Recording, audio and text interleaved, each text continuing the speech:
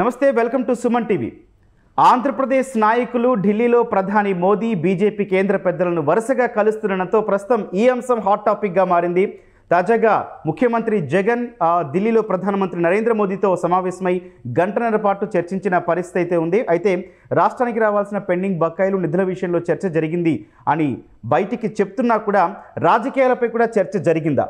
ఉంటే టీడీపీ జనసేన కూటమికి సంబంధించి, అట్లాగే ఇన్నాళ్ళు సమదూరం పాటిస్తూ వచ్చినటువంటి బీజేపీకి సంబంధించి ఏమైనా డిస్కషన్ వచ్చిందా? వీటిపై మాట్లాడదాం. ప్రస్తుతం మనతో పాటు ఉన్నారు Suman TV news chief editor Keshav గారు. సిఎంఆర్ ఫ్యామిలీ మాల్ ఇప్పుడు మన కేపీహెచ్బీలో ఫిబ్రవరి 10వ తేదీన ప్రముఖ నటి శ్రీలీల గారిచే ఘన ప్రారంభం. సార్ నమస్తే. సార్ నమస్తే గౌతమ్. ఇంత హాట్గా జరుగుతున్న టైంలో పాలిటిక్స్ ఢిల్లీ కేంద్రంగానే జరుగుతున్నాయి. తాజాగా ముఖ్యమంత్రి జగన్ కూడా మోడీని కలిశారు.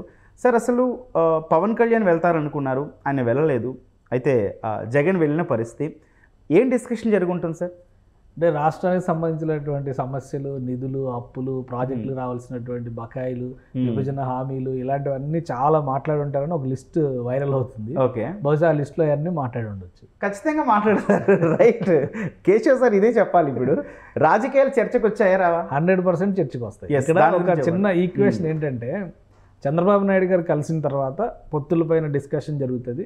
వెంటనే ఆయన వచ్చి పవన్ కళ్యాణ్, చంద్రబాబు నాయుడు ఇద్దరు డిస్కస్ చేసుకుని మళ్ళీ పవన్ కళ్యాణ్ ఢిల్లీ వెళ్తారు. ఢిల్లీ వెళ్ళిన వెంటనే అక్కడి నుంచి ఒక క్లారిటీ వచ్చేస్తుంది. బీజేపీ, టీడీపీ, జనసేన ఈ కాంబినేషన్ మీద ఒక ప్రకటన ఉంటుందని అందరూ అనుకున్నారు. కానీ అన్ఎక్స్పెక్టెడ్ ఇన్విటేషన్ ఏంటంటే జగన్మోహన్ రెడ్డి గారికి అపాయింట్మెంట్ ఇవ్వడం. ఇప్పుడు చంద్రబాబు నాయుడు ఆయన చెప్పాల్సిన వర్షన్ ఆయన చెప్పేసి వచ్చేసారు. జగన్మోహన్ రెడ్డి గారు ఇప్పుడు ఈయన వర్షన్ ఏంటనేది చెప్తారు. దీని తర్వాత పవన్ కళ్యాణ్ వెళ్ళేటువంటి ఛాన్సెస్ ఉంది. అంటే పవన్ కళ్యాణ్కి ఏం చెప్పాలనేది వీళ్ళిద్దరూ మాట్లాడిన దాన్ని బట్టి వాళ్ళు డిసైడ్ చేస్తారు. ఇక్కడ చాలా సింపుల్ ఇది కనిపిస్తుంది కదా. ఎలాగో వెళ్ళినప్పుడల్లా అఫీషియల్ దీనికి సంబంధించినటువంటి అంశాల ప్రస్తావన 100% ఉంటుంది. ఇది ఎన్నికల సమయం. జగన్మోహన్ రెడ్డి గారు ఏమో ఆషామాషిగా ఏం అడగొద్దులేని వదిలేసే టైప్ అయితే కాదు. ఎందుకంటే రేపు ఇక్కడికి వచ్చి ప్రజలకి చెప్పాల్సినటువంటి బాధ్యత ఆయన మీద ఉంటుంది. ఎలక్షన్స్లో ఈ 5 ఏళ్ళు మీరు ఏం చేశారనేటువంటి క్వశ్చన్కి ఆయనే సమాధానం చెప్పాలి.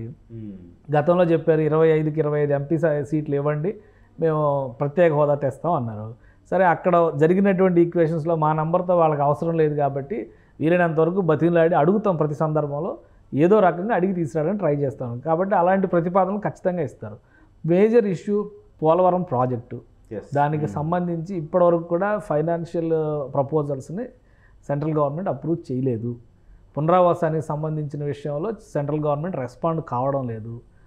అసలు ప్యాకేజ్ అదే. కన్స్ట్రక్షన్కి అయ్యేది 20-30 కోట్లు అయితే మొత్తం మీద అయ్యేది, ఓవరాల్గా జరిగేది 20-30 కోట్లు పైన కనిపిస్తున్నటువంటి ఎస్టిమేషను ఇదే ఉంది. పునరావాస ప్యాకేజే ఉంది. మొత్తం కలిపితే 55,000 కోట్లు అనేటువంటి అంచనా వస్తుంది. అంటే ఇక్కడ వచ్చేది 20-30 వేల కోట్లు కేవలం కన్స్ట్రక్షన్ లెక్క చూపిస్తే ఆ అంచనా ఇంకా ఎక్కువ వస్తుంది. కాబట్టి ఎంత ఇవ్వాలి సెంట్రల్ గవర్నమెంట్ అనే దాని మీద ఒక క్లారిటీ లేదు ఇప్పటికి కూడా. జాతీయ ప్రాజెక్ట్ అనే ప్రకటన అయితే ఉంది, నిర్మాణం విషయంలో జాప్యం జరుగుతున్నటువంటి పరిస్థితి. అది చాలా కీలకమైనటువంటి పాయింట్. తర్వాత ఈ మధ్య కాలంలో బాగా రాజుకున్నటువంటి అంశం విశాఖ ఉక్కు ప్రైవేటీకరణ అంశం. ఈ అంశం ప్రస్తావనకు వస్తుంది. విభజన హామీలు ఎలాగూ ఉన్నాయి. రైల్వే కోచ్ ఫ్యాక్టరీకి సంబంధించి అదంటే జోన్ ఏర్పాటు, రైల్వే జోన్ ఏర్పాటుకి సంబంధించి చాలా ఇష్యూ నడిచింది. గత రైల్వే మంత్రి రావడము, స్టేట్మెంట్ ఇవ్వడం, ఇవన్నీ చూసాం మనం.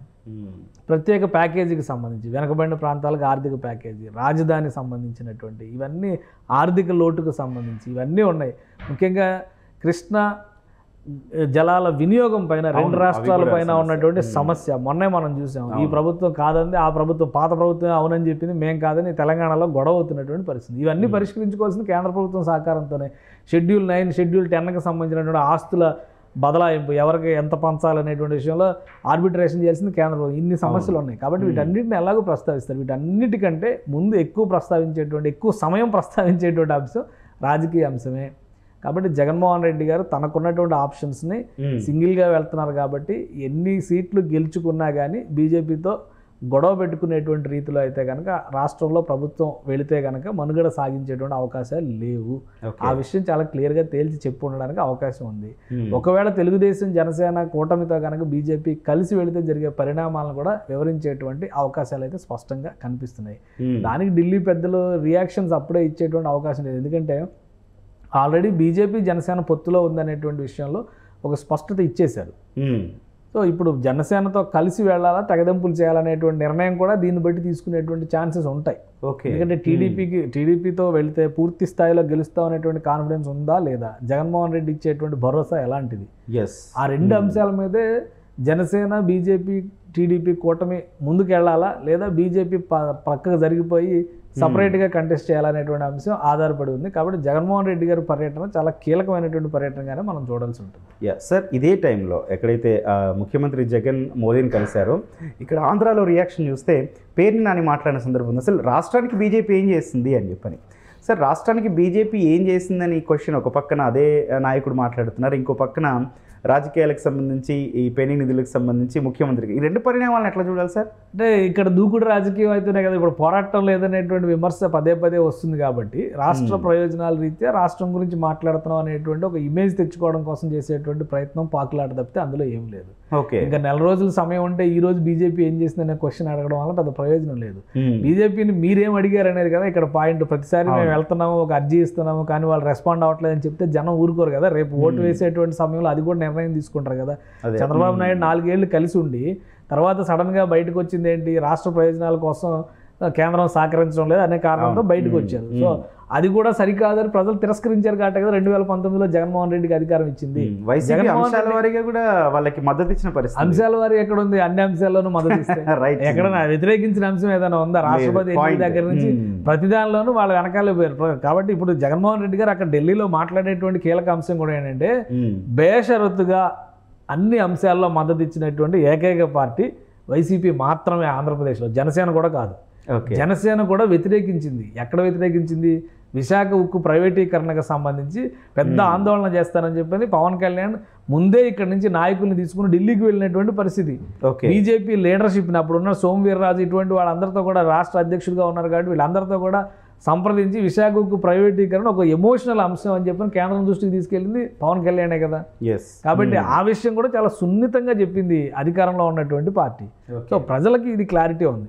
కానీ ఇప్పుడు ఏంటంటే రేపు నేను అధికారంలోకి రాగలను అనేటువంటి ధీమాతో జగన్మోహన్ రెడ్డి గారు ఉన్నారు కాబట్టి ఆయనకి కలిసి వచ్చేటువంటి అంశాలు బీజేపీ న్యూట్రల్గా ఉంటే కనుక war between TDP, Janasena and YSRCP. ఒకవేళ బీజేపీ న్యూట్రల్గా ఉండకపోతే కనుక జనసేన, టీడీపీకి కూడా కొంత, వైసీపీకి కూడా కొంత ఇబ్బందికరమైనటువంటి పరిణామాలు జరిగేటువంటి అవకాశం ఉంది. కాబట్టి వాళ్ళని వీలైనంత వరకు న్యూట్రల్గా ఉంచేటువంటి ప్రయత్నాల్లో జగన్మోహన్ రెడ్డి చివరి అస్త్రంగా ఢిల్లీ పర్యటన జరిగిందని మనం భావించవచ్చు. దానిలో అసలు ఏం మొహమాటం అవసరం లేదు. తర్వాత ఇక్కడ ఈ ఇద్దరు అభిప్రాయాలు తీసుకున్న తర్వాత పవన్ కళ్యాణ్తో చెప్పబోయేటువంటి అంశాలు ఆధారపడి ఇప్పుడు పవన్ వెళ్తే జరిగేది ఏంటి? పవన్ వెళితే కనుక జగన్మోహన్ రెడ్డి గారు చెప్పినటువంటి విషయాల్ని మోడీ గారు కానీ అమిత్ షా గారు కానీ పరిగణలోకి తీసుకుని సీరియస్గా మనం న్యూట్రల్గా ఉందాం అనేటువంటి కన్సిడరేషన్లోకి వస్తే పవన్ కళ్యాణ్కి తేల్చి చెప్పేటువంటి అవకాశం ఉంటుంది. ఒకవేళ అలా తేల్చి చెప్పినటువంటి పరిస్థితుల్లో పవన్ కళ్యాణ్ నిర్ణయం ఆయన చేతిలోనే ఉంటుంది. ఆయన టీడీపీతో కలిసి వెళ్ళాలా లేదా బీజేపీని నమ్మి విడిగా ఉండాలా. కానీ ఇప్పటికే చాలా దూరం ప్రయాణం చేసేసారు. ఎందుకంటే సమన్వయ కమిటీలు వేశారు, జిల్లాల్లో నియోజకవర్గాలకు సంబంధించి ఒక క్లారిటీ ఇచ్చారు, అలానే కింది క్యాడర్ను కూడా దానికి తగ్గట్టుగా ప్రిపేర్ చేసుకున్నారు.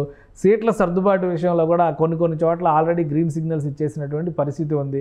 కాబట్టి రెండు పార్టీల క్యాడర్లు కూడా క్షేత్రస్థాయిలో కలిసి పనిచేయడానికి సుముఖంగా ఉన్నటువంటి సంకేతాలు ఉన్నాయి. కాబట్టి బీజేపీ వస్తే జరిగేదేంటి, రాకపోతే జరిగే నష్టం ఏంటి అనే అంశాన్ని బట్టే వీళ్ళు కూడా నిర్ణయం తీసుకోవడానికి. పవన్ కళ్యాణ్ మొదటి నుంచి చెబుతున్నటువంటి మాట ఏంటంటే ఎట్టి పరిస్థితుల్లోనూ బీజేపీ ఉంటేనే మనం ధర్మయుద్ధం చేయగలుగుతాం, లేదంటే మొత్తం కూడా అక్కడంతా జరిగే అధికార దుర్వినియోగం జరిగినా కానీ వేరే రకమైనటువంటి రాజకీయాలు జరిగినా కానీ మొన్న జరిగినటువంటి స్థానిక ఎన్నికల్లో ఎటువంటి గడ్డు పరిస్థితిని ఎదుర్కొన్నారో అటువంటి పరిస్థితిని ఎదుర్కొంటారని రెండు పార్టీలు భావిస్తున్నాయి, టీడీపీ కానీ జనసేన కానీ.